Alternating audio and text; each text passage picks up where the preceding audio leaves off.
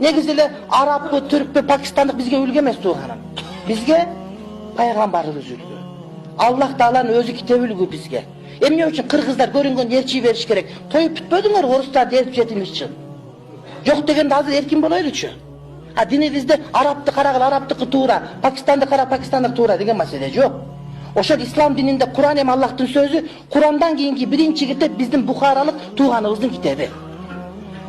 Ислам дүйнөсүндөгү Курандан кийинки эң алгачкы 15 китеп бар го, 15 китептин 14-ү Орто Азияда жазган китеп. Арабтар керектесе бизде элчиси. Шейх Махир баш үстүндө, харамдын имамы. Бирок шар'ий маселе келгенде Шейх Махир деле бизди укса агашыкча болбойт тууганым. Ошон үчүн арабтар минттүү гана, меккеликтер минттүү, башкалар минттүү дегенди укпаш керек. Дин ма кала Аллах ва кала Расул. Дин деген Аллах эмнени айтты, пайгамбар эмнени айтты, ошол гана болот.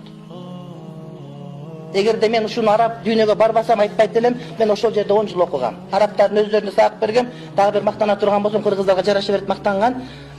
Менин жазган эмгегим араб тилинде Меккеде Умул Кура университетинде 4-курста окутулат тууганым. Абдуали деген жигитти билесиңер, мына ошол жерде иштеп кеткен Заирден мурда өзбек ажы менен ошондон сурасаңар айтып берет. Мен Чубак ажы кыргыз, силердин балаңар, мен жазган араб тилиндеги китебим ошол жерде 4-курста окулат тууганым.